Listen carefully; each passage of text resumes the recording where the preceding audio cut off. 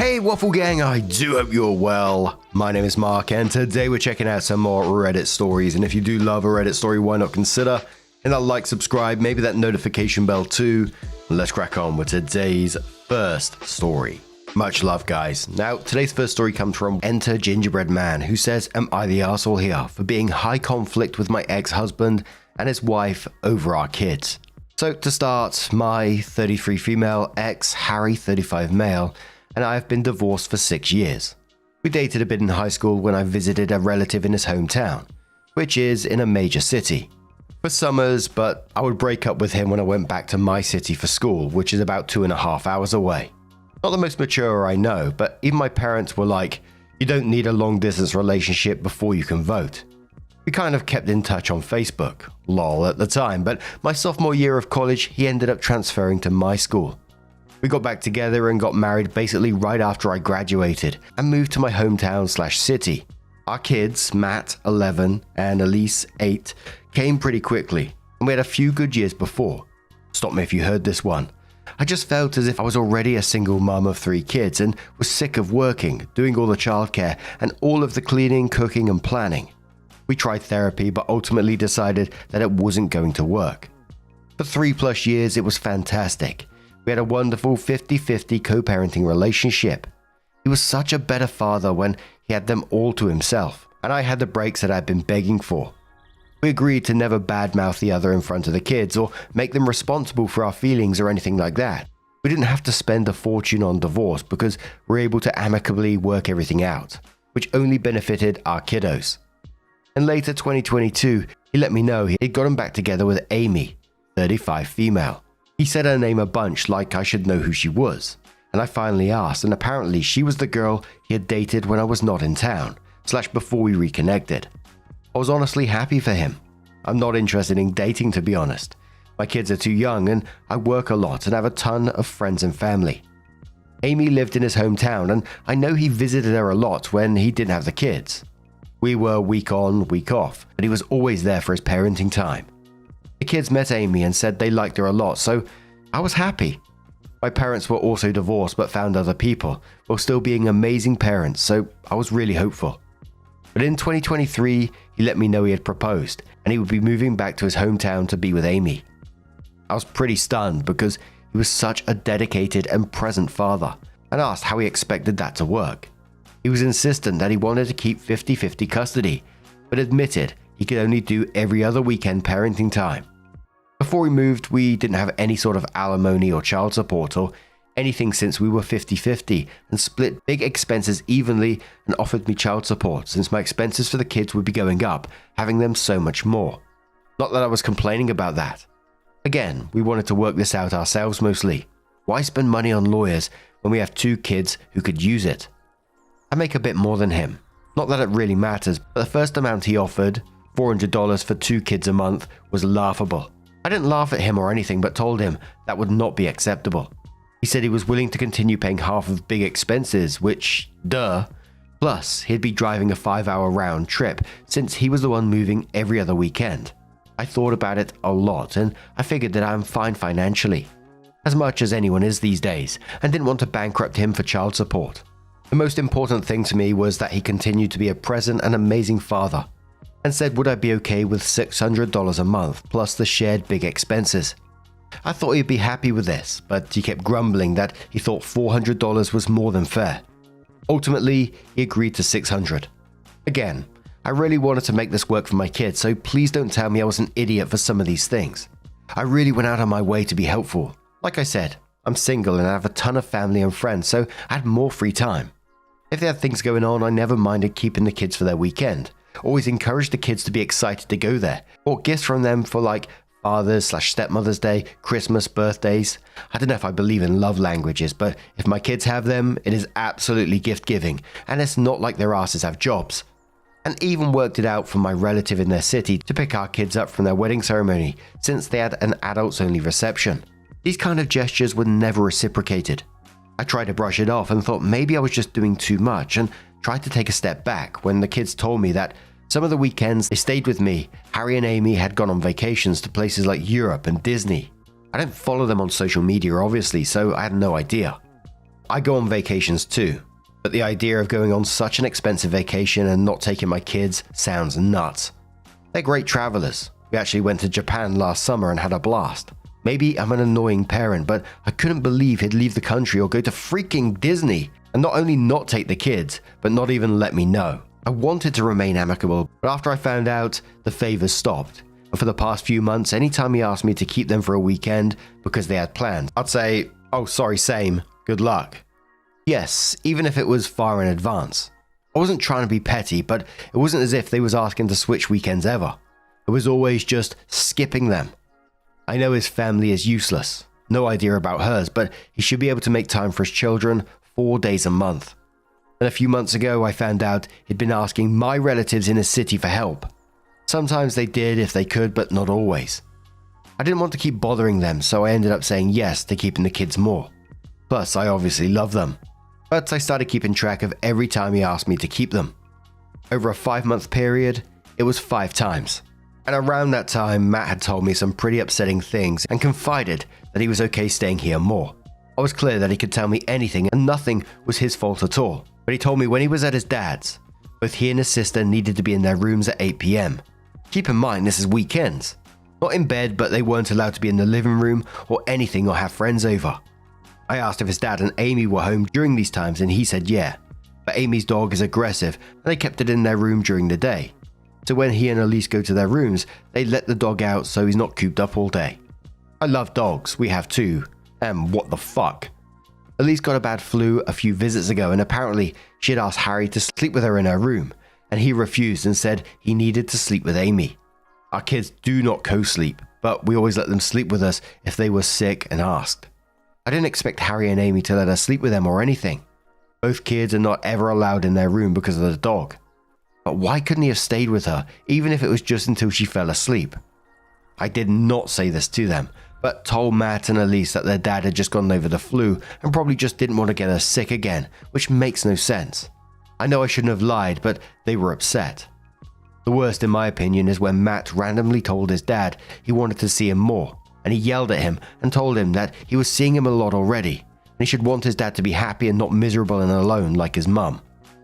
I would like to again reiterate that I'm very happy being single, and I've turned a lot of guys down.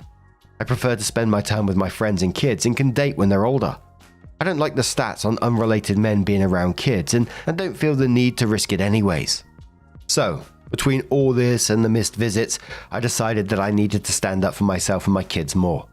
If Harry could go on European vacations, he could afford more child support, and I was done keeping up the appearance of 50-50 custody when he only had the kids about 45 nights in 2024. So I told Harry I was going to file for updated child support and primary custody, and get everything in writing and signed off by a judge.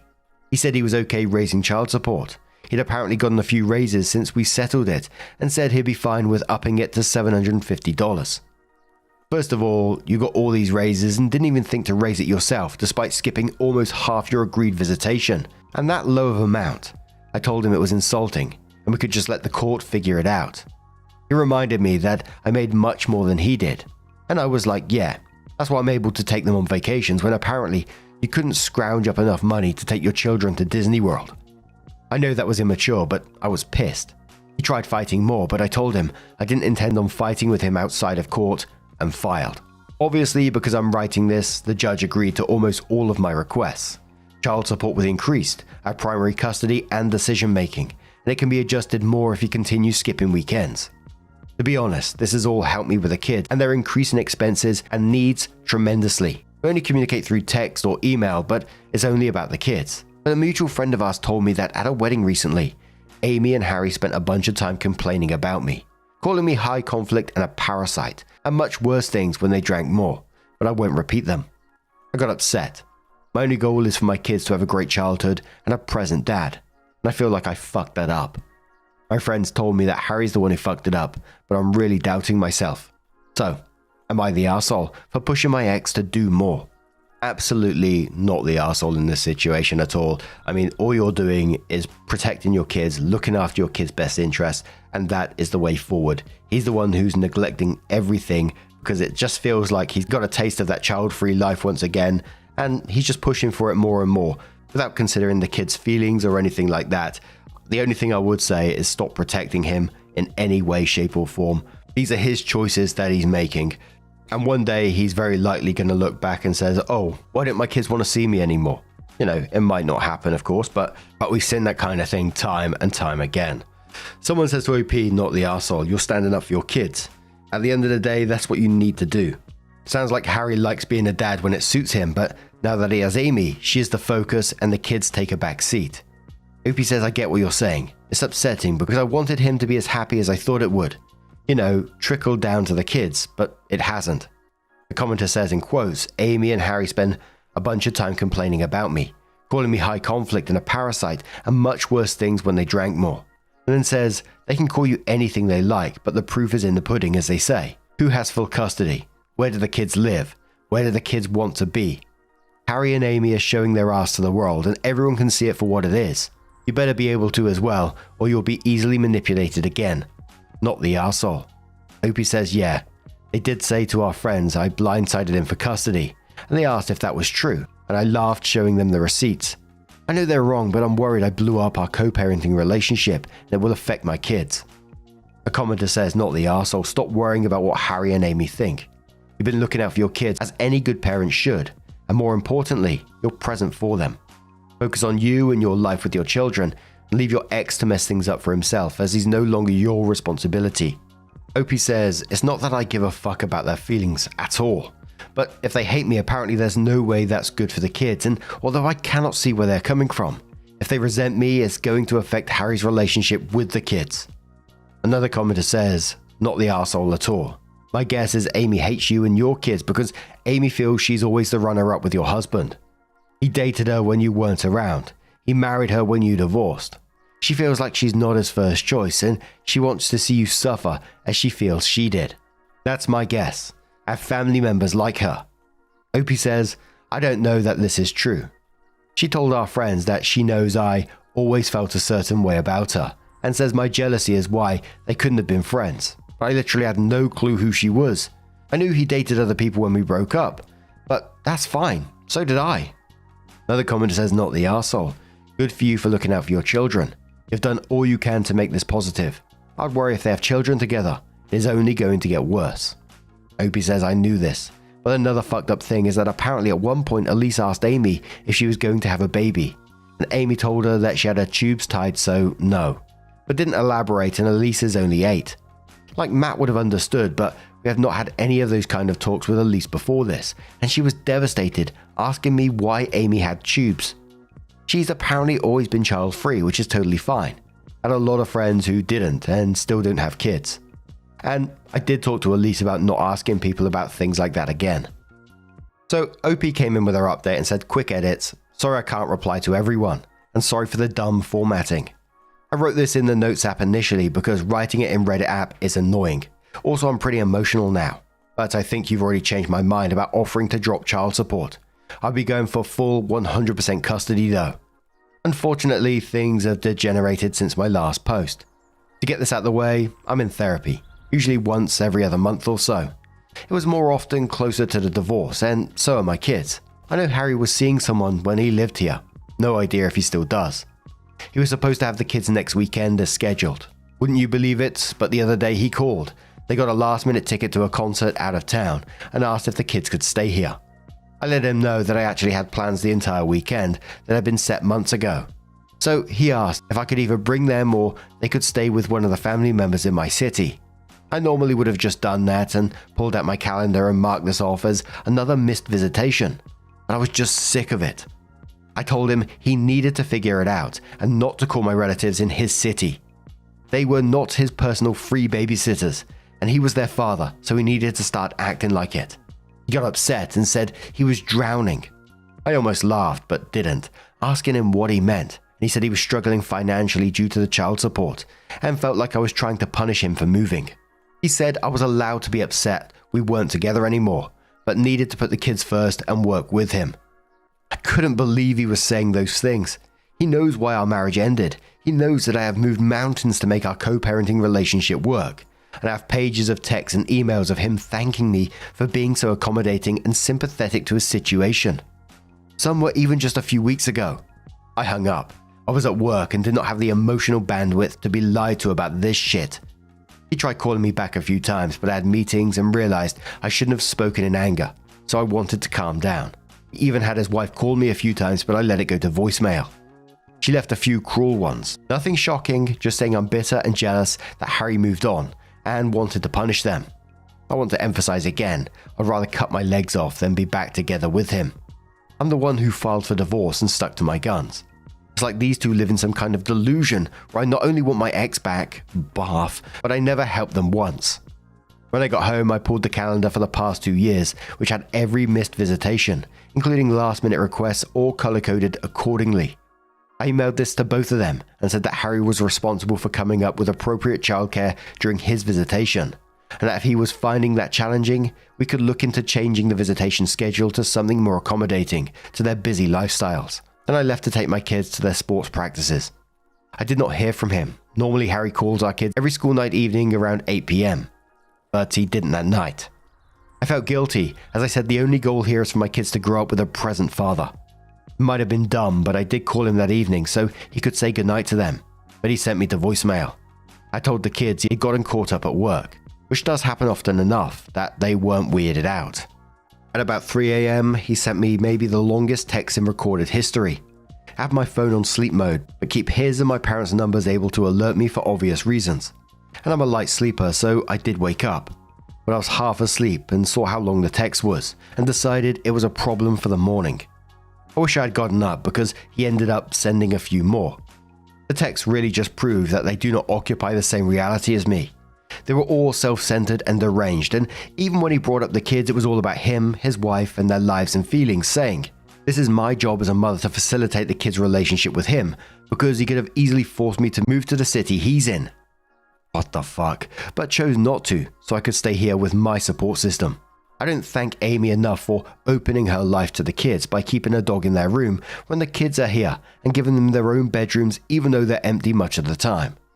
That he and Amy are young newlyweds. They are neither of those things and deserve to have that honeymoon period with trips and opportunities without me putting up roadblocks. A lot of it was the insane belief that I am somehow jealous, and I've always been jealous of Amy and needed to get over it for the kids. Apparently my cruelty knows no bounds because I've never driven the kids to him in his new city. The court order is for him to do so since he's the one that moved. This is standard, and no offense, I'm already furious that my kids have to spend so much time in the car every few weeks, and I'm not putting miles on my car just so that he doesn't have to drive more. At one point, because I know the kids hate the long drives, I offer to split costs for flights between our cities, which are like 30 minutes and anywhere from $50 to $75 per ticket. So not cheap, but saves time, and he refused, saying the airport in the city is annoying to get to.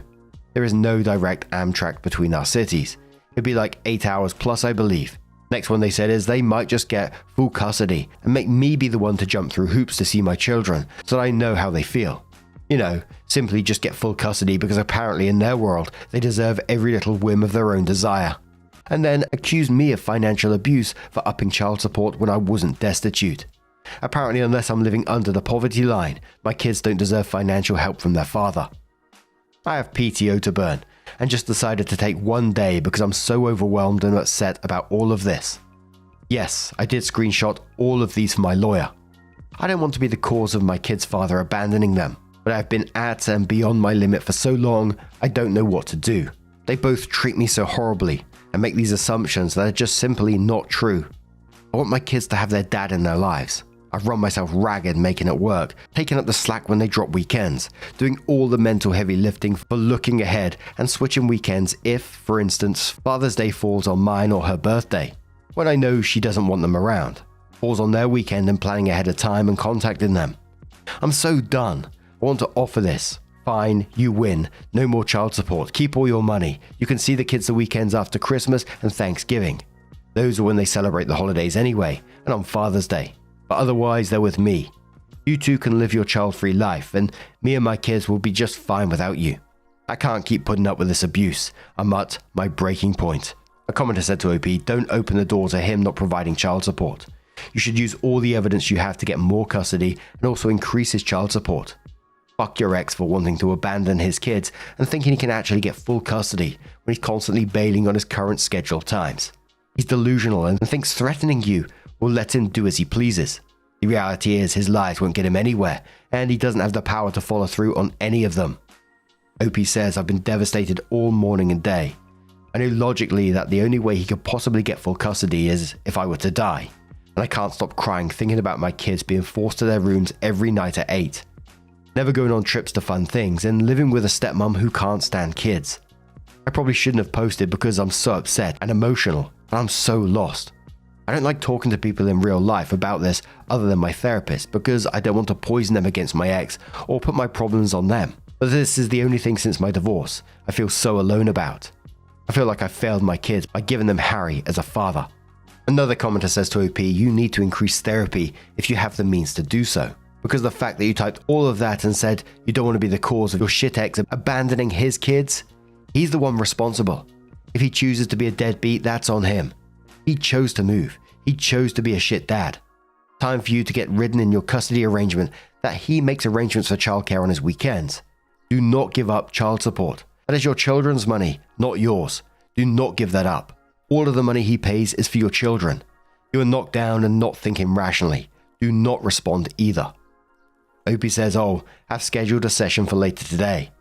I agree the support is for the kids. Yes, I do not need it, but they deserve that money for college savings, and maybe I'm sharing too much, but the amount he pays me now is exactly the amount I put every month for each of them into their college funds, or for trade school / getting an apartment or house during an apprenticeship, whatever they choose to do. But I feel like it's just this leash keeping me and them tethered to him and the whims of him and his wife, and I'm so beaten down. Another commenter says he's already abandoned his children. Now it's time to wisen up and have him pay for abandoning his children. Be smarter. Every time he missed a visitation, let the courts know. That money can be used to pay for a college fund. It is his responsibility to foster his relationship with his children, not yours. Who cares if he doesn't have a relationship with his children? That's on him, not you. If he cared about his children, he wouldn't be behaving the way he is. You can't control his actions, but you can control yours. Take the extra child support money for a college fund. OP says the money does go to their college, trade school, or first house fund. I just feel like such a loser and a failure of a mother for giving them him as a dad. Commenter says, for the love of everything, please stop trying to force a relationship between your kids and a man who so very clearly doesn't give a fuck about them anymore. You have no idea how cruel it is to the kids. I grew up like this. I felt unloved, unwanted, and never understood from a father who was more interested in traveling the world, earning money, that he then put in to save because otherwise it was on an account that could be checked during child support hearings, and telling me about his girlfriends. Yes, they will ask you where daddy is, and you'll be honest and tell them you do not know why he's not coming or picking them up. Stop lying to them and acting as if they have a loving father. OP says, please no, I'm never forcing anything. My kids do love their dad.